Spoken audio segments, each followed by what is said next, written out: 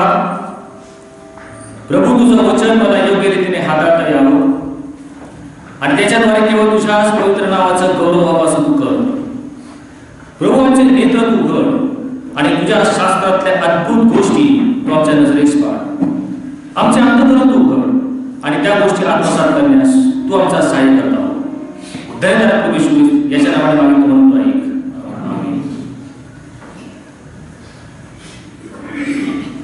आज ख्रिस्त जन्माची ही पूर्व संध्या आणि त्याच्या विशेष उपासनेमध्ये या मंडळीचा पाळा घेण्यात नात्याने, त्याचबरोबर आमचे assistant priest Mrs Megha Gaikwad, उपस्थित ले लीडर्स आणि सर्व पास्टेट कमिटी यांच्या वतीने आपल्या मंडळीला येणारा ख्रिस्त जन्मदिन आणि नवीन वर्ष आपल्या प्रत्येकाला सुखाचे, समाधानाचे आणि आध्यात्मिक लाभाचे जावं, हीच माझी त्या ईश्वरचरणी प्रार्थना आहे. मत्तई वर्तमान याचा 8वा अध्याय आणि 20व्या वचनामध्ये येशू म्हणतो, खोकडास बिळे आणि आकाशातील पाखरास कोटी आहेत, परंतु मनुष्याच्या पुत्राला डोके टेकावयास जागा नाही.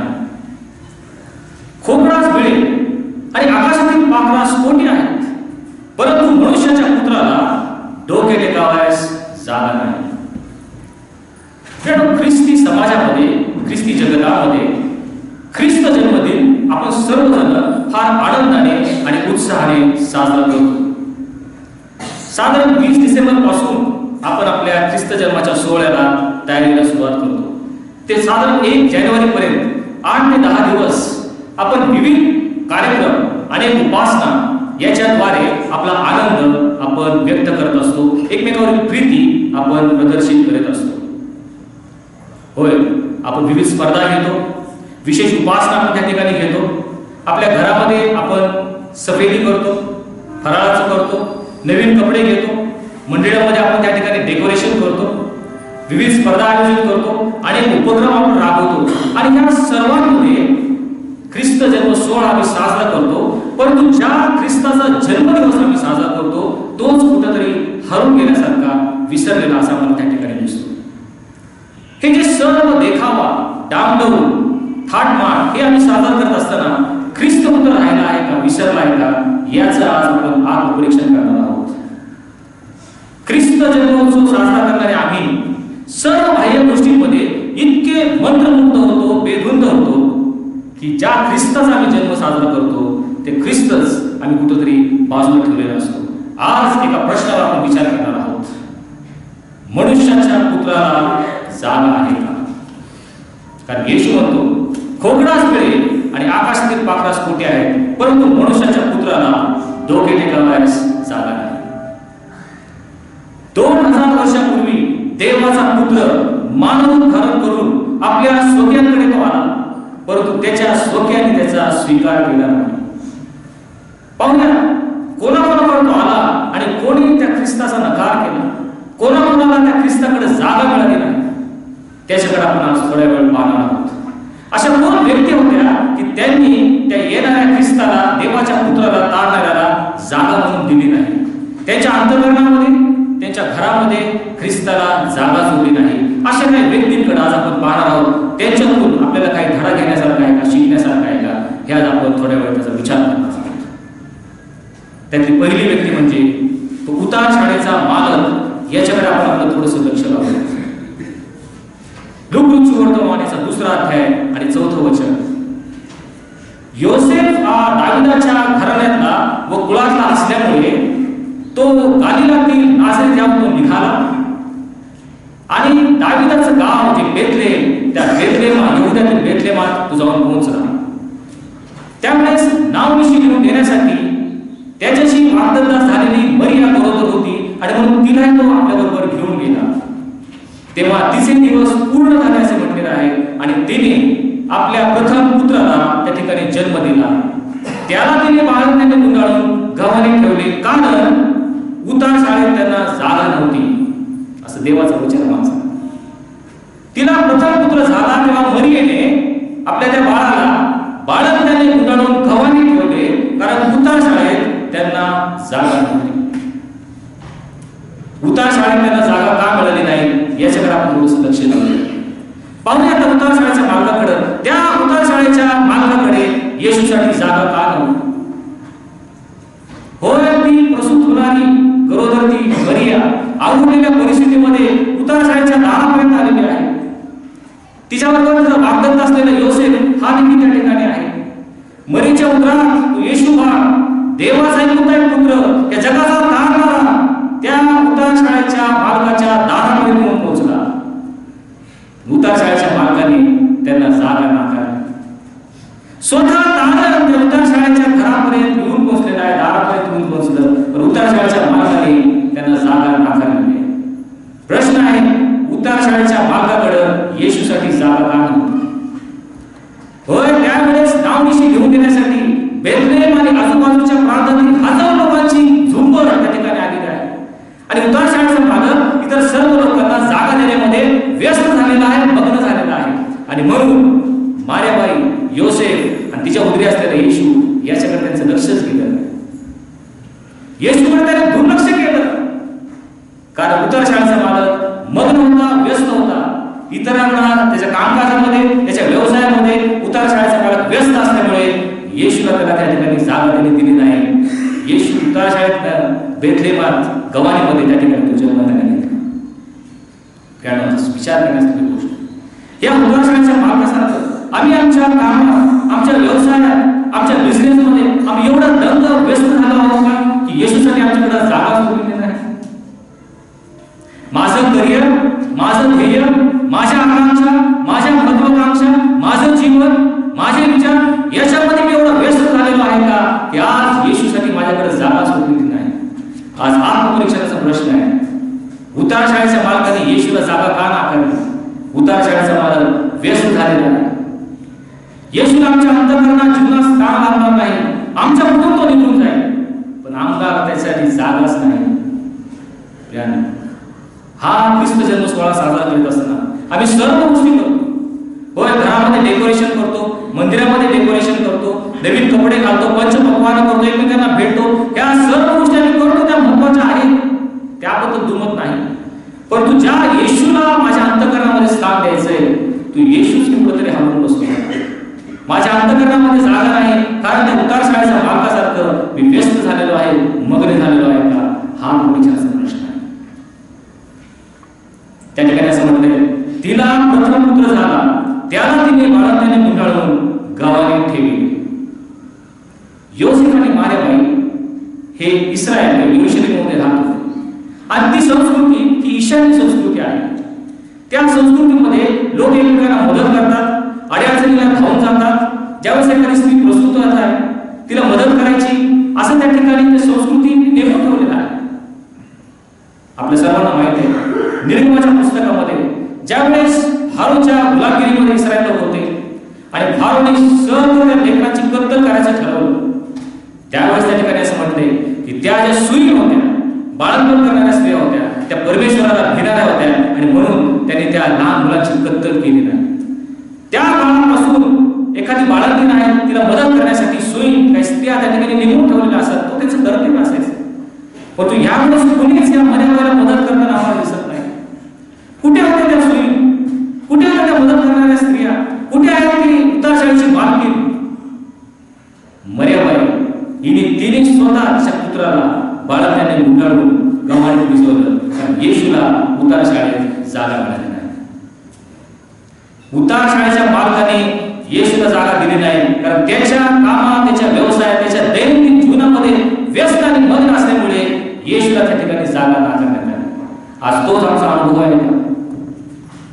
ख्रिस्त जन्माच्या निमित्तानं येशू आमच्या प्रत्येकाच्या अंतःकरणामध्ये नव्याने त्या ठिकाणी जन्म घेऊन आलो. आमचं जीवन परिवर्तित करण्यासाठी येशू आज आमच्या दारापाशी आलेला आहे. प्रश्न आहे की मी त्याला माझ्या अंतःकरणामध्ये जागा देणार आहे का? उतारशाळेच्या मालकासारखं माझ्या दैनंदिन जीवनामध्ये, माझ्या वैयक्तिक कौटुंबिक जीवनामध्ये मी इतका व्यस्त आणि मग्न झालो आहे का की येशूला माझ्या अंतःकरणामध्ये जागाच उरलेली नाही. येशूला जागा न देण्याची दुसरी व्यक्ती म्हणजे हेरोद राजा. मत्तई वर्तमानाचा 2रा अध्याय आणि 1 ते 3 वचन. हेरोद राजाच्या काळात यहुद्यातील बेथलेहेमात येशूच्या जन्मानंतर पहा, पूर्वेकडून मागे लोक येऊन विचारपूस करू लागले की यहुद्यांचा राजा जन्माला तो कोठे आहे. हेरोद राजाने हे ऐकलं तेव्हा तो व त्यासहित सर्व यरूशलेम घाबरले असे म्हटलेलं आहे. हेरोद स्वतः एक राजा होता आणि ज्यावेळेस त्याला कळलं की अजून एक राजा जन्माला आलेला आहे, माझा प्रतिस्पर्धी जन्माला आलेला आहे, त्यावेळेस हेरोद सुद्धा स्वतः घाबरला. प्रश्न आहे, हेरोद राजाकडे येशूसाठी जागा का नव्हती? हेरोद राजाला येशूची भीती वाटली. हा एक दुसरा यहुद्यांचा राजा, तो आल्यानंतर तो माझ्या राजपदावर येणार, माझ्याशी प्रतिस्पर्धा करणार, मला त्या ठिकाणी तो आव्हान करणार आणि माझं हे राजपद, माझं सत्ता, माझे अधिकार, माझी हुकूमत ही आता धोक्यात आलेली आहे असं म्हणून हेरोद राजा घाबरला आणि म्हणून येशूला त्याच्या अंतःकरणामध्ये देखील जागा त्या ठिकाणी मिळालेली आहे. आज आम्हामध्ये असे अनेक हेरोदासारखे लोक आहेत. हेरोदाप्रमाणे ख्रिस्त आमच्या अंतःकरणामध्ये जागा करू शकत नाही, कारण आम्हाला त्याची भीती वाटते. कशाची भीती हेरोदाला वाटलेली आहे? तो माझ्यावर आला, हा यहुद्यांचा राजा आला, माझं राज्यासन तो हिसकावून घेणार, माझं सत्ता, अधिकार, प्रतिष्ठा, सन्मान हा सर्व तो त्या ठिकाणी निघून घेणार आणि मग माझं राजपद जाणार याची भीती या हेरोदाला वाटली. मला कुठेतरी प्रतिस्पर्धी निर्माण झालेला आहे आणि म्हणून हेरोद राजाने त्या अंतःकरणामध्ये येशूला जागा दिली. आज हेरोद राजासारखं आम्ही देखील हे येशू ख्रिस्त आमच्या अंतःकरणामध्ये घेण्यासाठी आम्ही थोडे भावुक आहोत का? माझ्या जीवनामध्ये या येशूने हस्तक्षेप करू नये. हा येशू जर माझ्या अंतःकरण राज्यस्थानावर आला, विराजमान झाला, तर मग माझे भेट, माझे संकल्प, माझ्या योजना, माझ्या महत्वाकांक्षा, माझे अधिकार आणि मला जे वाटतं ते मी करू शकणार नाही आणि म्हणून या हेरोद राजासारखं आम्ही देखील येशूला चारात काम ठेवतो. आम्हा प्रत्येकाच्या अंतःकरणामध्ये एक सिंहासन आहे आणि एक वधस्तंभ आहे. जर तुम्ही त्या सिंहासनावर बसलेला असाल तर येशू ख्रिस्त त्या वधस्तंभावर असतो. त्याच्या आज्ञा आम्ही पाळत नाही, त्याच्या मार्गामध्ये आम्ही चालत नाही. परंतु जर येशू आमच्या अंतःकरणारूपी सिंहासनावर विराजमान व्हायचा असेल तर मला स्वतःला त्या वधस्तंभावर खेळलं पाहिजे. ते करण्यास आम्ही नाखुश असतो, ते करण्याची आम्ही टाळाटाळ करतो आणि म्हणून येशू आमच्या अंतःकरणामध्ये येऊ शकत नाही. या हेरोद राजासारखं आम्ही येशूला लांब ठेवलेला आहे. आत्मपरीक्षेचा प्रश्न, आम्ही जे ख्रिस्ती विश्वासणारे आहोत, हा येशू आमच्या सर्व गरजा भागवणारा येशू, आम्हाला आशीर्वाद देणारा येशू, आमच्या पापाची क्षमा करणारा येशू, आम्हाला दान देणारा येशू, आमच्यावर कृपा करणारा येशू, हा येशू आम्हाला नेहमीच हवा असं वाटतं. परंतु आमच्या अंतःकरण रूपी सिंहासनावर विराजमान होऊन आमच्यावर प्रभुत्व करणारा, त्याच्या आज्ञेप्रमाणे आम्हाला चालायला सांगणारा, त्याच्या मार्गाने आम्हाला चालायला सांगणारा येशू, हा येशू आम्हाला नको असतो. कारण तो जर आमच्या अंतःकरणामध्ये आला तर आमच्या जीवनामध्ये आम्हाला आमूलाग्र बदल करावा लागेल. होय, आमचे हे दुर्वर्तन, दुर्व्यसन, वाईट आणि अशुद्ध विचार हे आम्हाला बदलावे लागणार, आमचं जीवन आम्हाला बदलावं लागलं आणि त्यासाठी मात्र आम्ही नाखुश असतो. ते करायचं आम्ही टाळाटाळ करतो आणि म्हणून आमच्या जीवनरूपी राज्यपदावर येशूला आम्ही बसू देत नाही. या हेरोद राजासारखं येशू जो आमचा एक प्रतिस्पर्धी असं मला वाटतं. आमच्या ख्रिस्ती मंडळीमध्ये, ख्रिस्ती समाजामध्ये हेरोदासारखे असे अनेक लोक आहेत. येशू नावाच्या राजाला आमच्यावर सत्ता चालवलेलं आम्हाला आवडत नाही आणि म्हणून येशूला आम्ही बाजूला ठेवतो. हेरोद राजाकडे येशूसाठी जागा नव्हती, कारण तो जर त्याच्या जीवनात आला तर तो मला हस्तक्षेप करू देणार नाही आणि म्हणून हेरोद राजाने देखील त्याला जागा नाकारली. तिसरी व्यक्ती ज्याने येशूला जागा दिली नाही ती म्हणजे यहुदी धर्मसभा. मत्ती वर्तमानाचा 2 अध्याय आणि 4 ते 6 वचनामध्ये आपण वाचतो. हेरोद राजाने प्रजेचे सर्व मुख्य याजक व शास्त्री यांना जाऊन विचारले की ख्रिस्ताचा जन्म कुठे व्हायचा आहे, आणि ते त्याला म्हणाले, यहुद्यातील बेथलेहम, कारण संदेश त्यांच्या द्वारे असे लिहिले आहे की हे यहुदाच्या प्रांतात बेथलेहम, तू यहुदाच्या सर्व सरदारामध्ये कनिष्ठ आहेस असं मुळच नाही, कारण माझ्या इस्रायल लोकांचा प्रतिपाळ करत असा एक सरदार तुझ्यामधून निघेल. ज्यावेळेस हेरोद राजाला हा यहुद्यांचा राजा जन्माला आलेला आहे, माझा प्रतिस्पर्धी कुणीतरी वैरी जन्माला आलेला आहे हे कळल्यावर या हेरोद राजाने काय केलं? तेथील जे सर्व धर्मपुढारी होते, जी सर्व धर्मसभा होती, बुद्धिमान ज्ञानी लोक होते, या सर्वांना त्यांनी एकत्रित केलं आणि त्याची मोठी सभा भरली. आणि मग धर्मपुढारी, मुख्य याजक, धर्मगुरू सर्वजण एकत्र येऊन त्या ठिकाणी विचार विनिमय करू लागले. हे जे धर्मपुढारी होते, नियमशास्त्र तोडून काढलेले, अनेक संदेष्टे काय सांगतात याचा पूर्ण गाढा अभ्यास त्यांनी केलेला होता. तज्ञ होते, बुद्धिमंत होते, त्यांच्यामध्ये चर्चा सुरू झाली. त्या ठिकाणी शास्त्रीय पुरुषी आले. शास्त्रीय पुरुषी म्हणजे धर्मसभा गाजवणारे, इतरांना धर्माचरण शिकवणारे, धर्म गाजवणारे, हे सर्व तिथे आले आणि प्रत्येक जण विचार करू लागलं की कोण हा यहूद्यांचा राजा आहे, जो मशीह आहे, तारणार आहे, तो कोण आहे, याचा विचार विनिमय सुरू झाला. आणि मग अनेक वेळा भावभाव झाला, चर्चा झाली आणि मग त्याच्या लक्षात आलं. मिका संदेष्टा त्याच्या 5व्या अध्यायात 2ऱ्या वचनात म्हणतो, हे बेथलेहेम एफ्राता, यहूदाच्या हजारामध्ये तुझी गणना अल्प आहे, तरी तुझ्यामधून एक जण निघेल जो मजसाठी इस्रायलचा शास्ता होईल. एक कोणीतरी यहूद्यांचा राजा, जो या यहूद्यांसाठी एक तारणार आहे, मशीह आहे, यहूदी लोकांना मुक्ती देणार आहे, असा एक जण कोणीतरी येणार आहे आणि तो यहूद्यातील बेथलेहेम गावातून येणार आहे, असा निष्कर्ष त्या सर्व चर्चेतून निघाला आणि त्यांनी सर्व हेरोदाला येऊन सांगितलं. हे हेरोद राजा, पहा, जे सर्व संदेष्ट आहेत त्यांचा आम्ही गाढा अभ्यास केलेला आहे.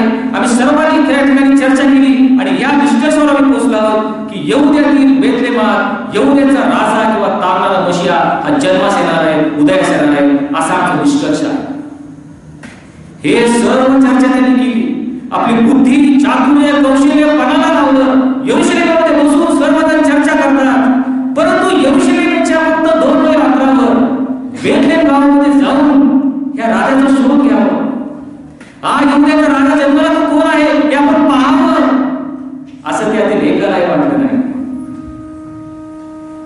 4000 वर्षांपासून, आदामापासून ते या येशू ख्रिस्तापर्यंत मशीहाची वाट पाहणारे यहूदी लोक, होय, आमच्या यहूदी लोकांसाठी एक तारणारा येणार आहे, एक मुक्तिदाता येणार आहे, आमच्या या रोमी साम्राज्याचा नायनाट करून एक वेगळा राज्य तो स्थापन करणार आहे, असा विश्वास धरणारे यहूदी लोक आतुरतेने मशीहाची वाट पाहत होते.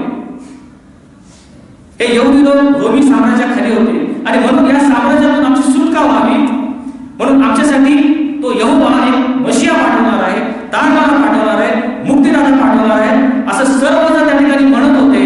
परंतु त्या बेथलेहेमामध्ये जाऊन तो तारणारा कोण आहे, तो मुक्तिदाता कोण आहे, ह्याचा शोध घेण्यास त्या ठिकाणी त्यांनी टाळाटाळ केली. धर्मसभेने येशूला नाकारलं, कारण येशूविषयी ते बेफिकीर होते, निष्काळजी होते, बेपर्वा त्या ठिकाणी होते. म्हणून येशूला त्यांच्यामध्ये स्थान मिळू शकलं नाही. जे यहूदी धर्मगुरू, धर्मपंडित, धर्मपुढारी मशीहाची वाट पाहत होते, मशीहा जन्माला, पण तेथेच आंधळ्यासारखे ते भटकत राहिले, कारण येशूविषयी ते बेफिकीर, बेपर्वा होते. यिर्मया संदेशा 29वा अध्याय आणि 13व्या वचनामध्ये परमेश्वर सांगत आहे, तुम्ही मला शरण घ्या आणि पूर्ण जीवे भावे माझ्या शोधास लागाल, तेव्हा मी तुम्हास पावेन. परमेश्वर म्हणतो, ज्या वेळेस तुम्ही पूर्ण जीवे भावे झटून मला तुम्ही शोध कराल, त्याच वेळेस मी तुम्हाला पावेन. परंतु यहूदी धर्मसभा ह्या तारणाऱ्याविषयी बेफिकीर होती, निष्काळजी होती, बेपर्वा आणि गाफील होती आणि म्हणून येशूला त्यांच्यामध्ये स्थान किंवा जागा मिळाली नाही. आपण पाहिलं, उतार शाळेचा मालक याने येशूला जागा नाकारली, कारण तो आपल्या व्यवसायामध्ये, दैनंदिन जीवनामध्ये व्यस्त होता, मग्न होता, म्हणून त्याने येशूला जागा दिली नाही. हेरोद राजा याने येशूला जागा नाकारली, कारण त्याला एक प्रतिस्पर्धी राजा आहे आणि म्हणून येशूला त्याने जागा नाकारली. आणि आता आपण पाहतो, यहूदी धर्मसभा येशूविषयी, तारणाऱ्याविषयी बेफिकीर आणि गाफील राहिले आणि म्हणून त्यांनी येशूला त्या ठिकाणी जागा नाकारली. कारण आम्ही ख्रिस्ती विश्वासाने सुद्धा असे आहोत का? होय, आम्ही स्वतःला फार धार्मिक समजतो, रोज आम्ही शास्त्र वाचतो, प्रार्थना करतो, उपासनेला येतो, दान धर्म करतो, हे सर्व रीतिरिवाज आम्ही पाहतो, परंतु ख्रिस्ताविषयी आम्ही बेफिकीर आहोत, गाफील आहोत, बेपर्वा आहोत, निष्काळजी आहोत आणि म्हणून येशू ख्रिस्ताला माझ्या अंतःकरणात स्थान मिळत नाही. हा आज ख्रिस्त जन्माच्या दिवशी आम्हाला आत्मपरीक्षणाचा प्रश्न आहे. ज्या मशियाची यहुदी लोक वाट पाहत होते, तो मशिया प्रत्यक्ष त्यांच्या मध्ये येऊन उभा राहिला.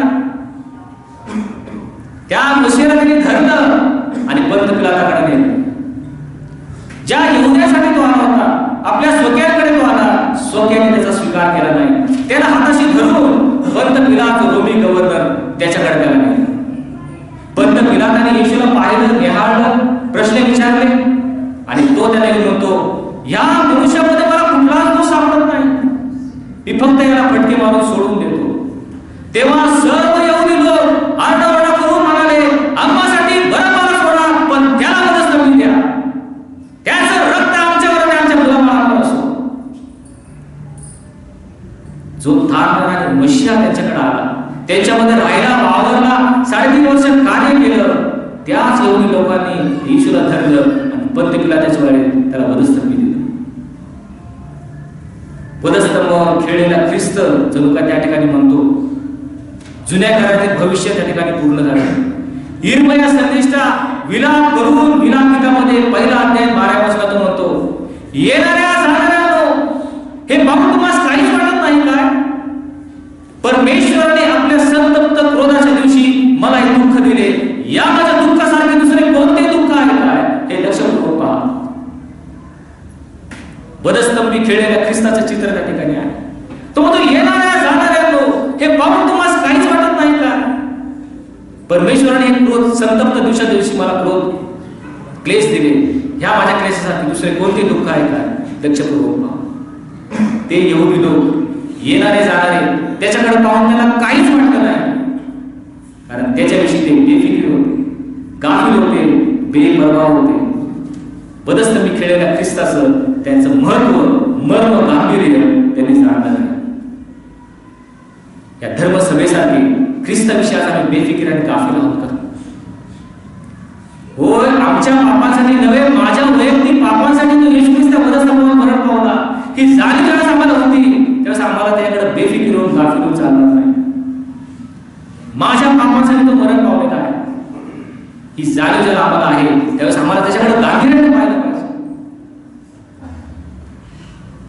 नवीन करारातील पहिलं अभिवचन जर कोणतं असेल, मध्यकृतीच्या वर्तमानाचा 1 अध्याय आणि 21 वचन, त्यामध्ये असं म्हटलेलं आहे, मग तो देवदूत योसेफाकडे आला आणि म्हटलं, पहा, मरिया हिला तू वाग्दत्त तुझी पत्नी म्हणून घ्यायला तू घाबरू नकोस, कारण तिला पुत्र होईल. त्याचे नाव तू येशू ठेव, कारण तो त्याच्या प्रजेला त्यांच्या पापापासून तारील. येशूच माझा तारणारा आहे असं ज्यावेळेस म्हणतो, त्याचा अर्थ काय होतो? तारणारा म्हणजे सुटका करणारा, आम्हाला मुक्ती देणारा. कशापासून आमची सुटका करणार आहे? कोणत्या गोष्टीपासून आम्हाला मुक्ती देणार आहे? असं जर सर्वसामान्य ख्रिस्ती मनुष्याला विचारलं तर तो म्हणतो, नरकातून सुटका करण्यासाठी येशू ख्रिस्त आला. नरकातून आमची सुटका करण्यासाठी तो आला नाही. या ठिकाणी स्पष्ट म्हटलेलं आहे, तो आपल्या प्रजेला त्यांच्या पापापासून तारेल. हा प्रभू येशू ख्रिस्त 2000 वर्षापूर्वी भूतलावर जन्माला. कशासाठी? आमच्या पापापासून आम्हाला तारण्यासाठी, पापापासून आमची सुटका करण्यासाठी, पापापासून आम्हाला मुक्त करण्यासाठी तो या भूतलावर अवतरला. तो आमचा तारणारा कसला आहे? पापापासून आम्हाला तारण्यासाठी आहे. मग माझा प्रश्न असा आहे की जर आमचा तारणारा आहे तर आमच्या पापापासून त्याने आमची सुटका केलेली आहे.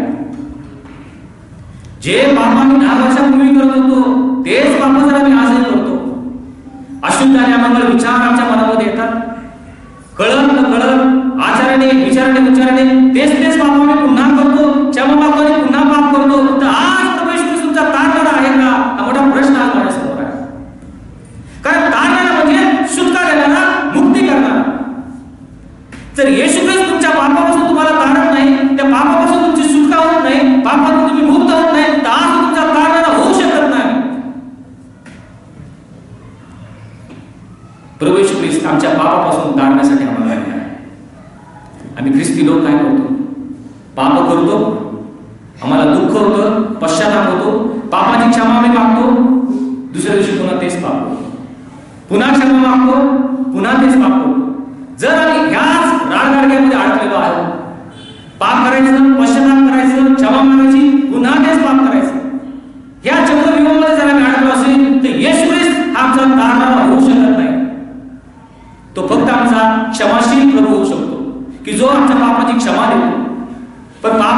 बदला जर तुम्ही तेच पाप परत करत आहात, अनेक दिवस नव्हे, महिने नव्हे, वर्ष तेच पाप तुम्ही पुन्हा करतो, त्या पापापासून आमची मुक्तता होत नाही, सुटका होत नाही, तोवर येशू तुमचा तारणहार होऊ शकत नाही. येशू तुमचा तारणहार असं म्हटलं तर तारणहार म्हणजे मुक्ती देणारा, सुटका करणारा, तो आमच्या पापांपासून तारायला मला आलेला आहे, नरकापासून नाही. त्या धर्मसभेच्या लोकांसारखं येशूची बेफिकिराने गाफील जर आम्ही राहिलो तर येशूला आमच्या जीवनामध्ये स्थान त्या ठिकाणी देऊ शकणार नाही. पुढे काही लोक आहेत ते म्हणजे यरूशलेमकर, त्यांनी देखील येशूला जागा दिली नाही. ती कशी ते आपण पाहूया. लुका वर्तमान याचा 2रा अध्याय आणि 25वा वचन. तेव्हा पहा, शिमोन नावाचा कोण एक मनुष्य यरूशलेमेत होता. तो नीतिमान व भक्तिमान मनुष्य असून इस्रायलाच्या सागवनाची वाट पाहत होता. वचन जर आपण बारकाईने वाचलं तर त्या ठिकाणी म्हटलंय, तेव्हा पहा, शिमोन नावाचा कोणी एक मनुष्य यरूशलेमेमध्ये होता.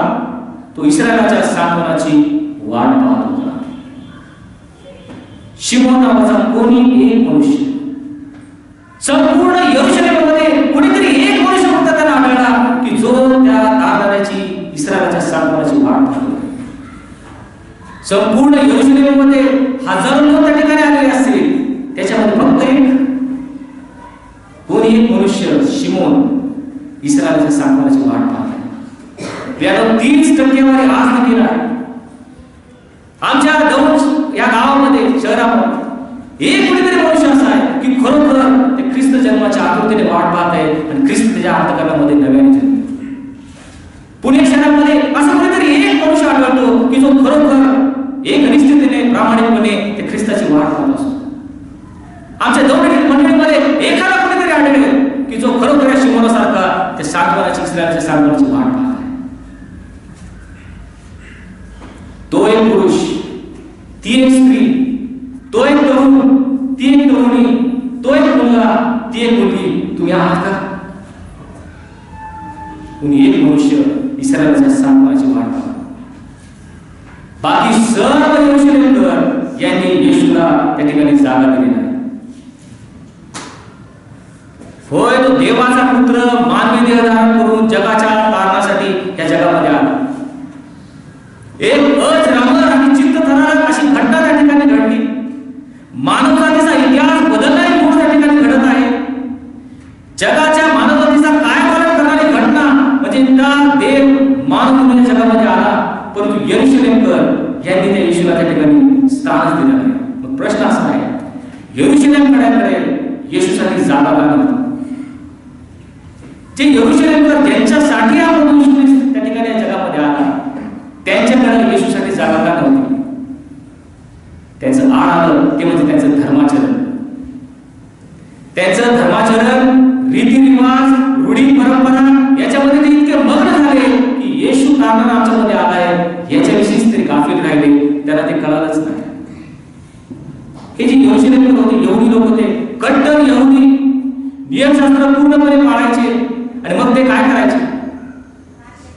दिवसातून 3 वेळा नियमितपणे ठरलेल्या वेळी प्रार्थना करायचे, आठवड्यातून 2दा उपवास करायचे, आपल्या सर्व मिळकतीचा दशांश त्या ठिकाणी नियमितपणे मंदिरामध्ये द्यायचे.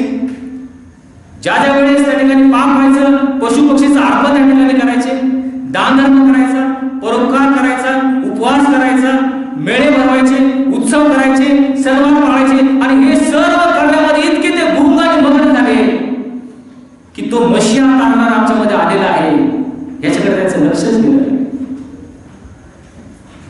Busy with the rituals, they lost the reality. धर्माचरण करण्यामध्ये इतके गुंग झाले की जे वास्तव आहे, शब्द तेही झालाय, तो आम्हामध्ये आला आहे, त्याने बरोबर वस्ती केली, याचं गांभीर्य आणि मर्म त्या ठिकाणी ते हरवून बसले. यरूशलेमकरांना येशूसाठी जागा नव्हती, कारण त्यांच्या धर्माचरणामध्ये, रूढी परंपरेमध्ये अडकलेले देवाचा शब्द त्याच्याकडे त्यांचं लक्षच गेलं नाही.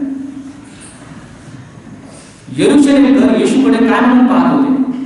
स्वतः येशूने त्या शिष्याला प्रश्न विचारला, पण हे जे लोक आहेत ते माझ्या मागे येतात ते मला कोण म्हणून म्हणतात? आणि शिष्याने सांगितलं, काय म्हणतात की तू बाप्तिस्मा करणारा योहान आहेस, काय म्हणतात की तू एलिया आहेस, काय म्हणतात तू इर्मया आहेस, काय म्हणतात संदेशापैकी कोणी आहे का? येशूला कोणत्या येशूची ओळख त्यांना यिर्मया एलिया किंवा एखादा संदेशा येतपर्यंतच येशूची त्यांना ओळख होती. हा येशू ख्रिस्त देवाचा एकमेव पुत्र आहे, तो तारणारा आहे, तो मशिहा आहे, आमची सुटका करण्यासाठी तो आला आहे, याची ओळखच ते यरूशलेमकरांना झाली नाही. Jews were worshiping the right God in a wrong way. खऱ्या देवाची परंतु चुकीच्या पद्धतीने ते उपासना करत होते. त्यांनी एक धार्मिकतेची चौकट आखून ठेवली होती आणि त्या चौकटीमध्ये येशू ख्रिस्ताला कुठं स्थान नव्हतं. पण आज आमची स्थिती अशी आहे का? हो, येशूला माझा वैयक्तिक तारणारा, माझ्या पापाची क्षमा करणारा, मसाठी त्या वधस्तंभावर मरणारा, हा असा माझा वैयक्तिक तारणारा आहे, अशी माझी ओळख झालेली आहे की केवळ एक रूढी परंपरा ख्रिस्ती घरामध्ये पिढ्या आमच्या ख्रिस्ती पण चालू आहे. त्यामुळे मी दर वर्षीप्रमाणे सालाबादाप्रमाणे चर्चला येतो, उपासना करतो आणि पुन्हा निघून जातो. ही जर माझी स्थिती आहे का, तर मग आमची स्थिती ते यरूशलेमकरांसारखी आहे. ख्रिस्त मशिहा जो तारणार आहे याची खरोखर ओळख त्यांना. नंतर आपण पाहूया रोमी लोक यांनी देखील येशूला त्याच्या अंतःकरणात जागा दिली. याचं कारण असं होतं, येशू जे 33.5 वर्ष त्याने जीवनामध्ये कार्य केले, जगामध्ये कार्य केले, त्यावेळेस रोमी कालखंड होता, रोमी साम्राज्य होतं आणि रोमी सत्ता त्या ठिकाणी होती. येशूच्या जन्मापासून येशूच्या मृत्यूपर्यंत संपूर्णपणे रोमी लोकांचं साम्राज्य त्या ठिकाणी होतं. परंतु येशूला त्याने ओळखलंच नाही. याचं कारण असं होतं की रोमी लोक हे मूर्तीपूजक होते. They were worshiping wrong gods. आणि म्हणून येशूची त्यांना ओळख झाली नाही. अन्य देवाची सेवा आणि उपासना करणारे रोमी लोक येशू कोण आहे याचं भान त्यांना राहिलं नाही, ते त्यांना कळलं नाही. या रोमी लोकांसारखं आम्ही देखील इतर देवाची मूर्तीपूजा करणारे असे आम्ही आहोत का? तुम्ही म्हणाल आम्ही ख्रिस्ती लोक आहोत, आम्ही मूर्तीपूजा कुठे करू? मूर्तीपूजा म्हणजे काय याची व्याख्या आहे का लेखकाने केलेली आहे. तो म्हणतो सर्वात मोठी आज्ञा कोणती? एकदा येशूला कोणीतरी विचारलं सर्वात मोठी आज्ञा कोणती? येशूने त्याला सांगितलं, तू आपला देव परमेश्वर याजवळ संपूर्ण मनाने, संपूर्ण जीवाने, संपूर्ण बुद्धीने, शक्तीने प्रीती कर. हीच पहिली आणि मोठी आज्ञा आहे. ही आज्ञा पाळण्यामध्ये कोणतीही व्यक्ती, कोणतीही वस्तू किंवा कोणती गोष्ट जर तुम्हाला आढळत असेल तर ती तुमच्यासाठी एक मूर्ती आहे. आपला परमेश्वर जो आहे संपूर्ण मनाने, जीवाने, शक्तीने आणि बुद्धीने प्रीती करण्यामध्ये कोणती गोष्ट तुम्ही आठवा जी त्याच्यामध्ये अडथळा देत आहे, जे त्या गोष्टीचा व्यत्यय तुमच्याकडे येत आहे, ती व्यक्ती किंवा ती गोष्ट तुमच्यासाठी एक मूर्ती आहे आणि तुम्ही त्याची मूर्ती पूजा करत आहात. त्या परमेश्वराची आराधना, गौरव आणि उपासना करण्यामध्ये जर तुमचा वेळ मध्ये येतो, तो वेळ तुमच्यासाठी एक मूर्ती आहे, त्याची तुम्ही मूर्ती पूजा करता.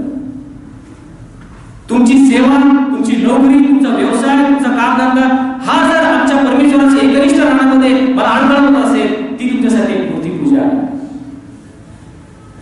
माझा नवरा किंवा माझी बायको, माझे लेकरं, माझं कुटुंब हे जर येशू ख्रिस्ताच्या सेवेमध्ये आम्हाला अडथळा येत असेल तर आम्ही जणू काय त्यांची मूर्ती पूजा करत आहोत. कोणतीही गोष्ट, कोणती व्यक्ती परमेश्वराचा 100% त्याला एकनिष्ठ राहण्यामध्ये जर अडथळा येत असेल आमच्यासाठी ती मूर्ती पूजा. आणि म्हणून येशूने म्हटले, जो कोणी आपला बाप, आई, बायको, मुले आणि आपल्या जीवाचा द्वेष करणार नाही त्याला माझा शिष्य होता येणार नाही.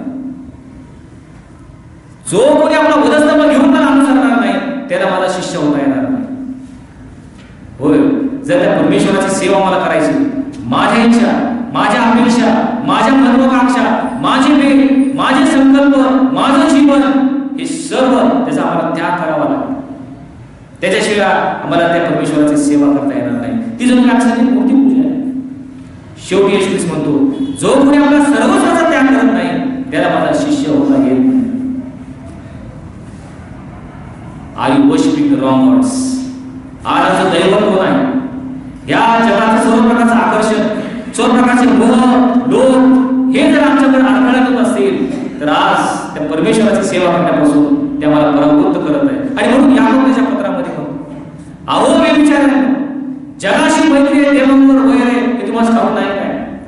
जो कोणी जगाचा मित्र पाहतो तो त्या देवाचा वैरी ठरलेला आहे. आणि शेवटी आपण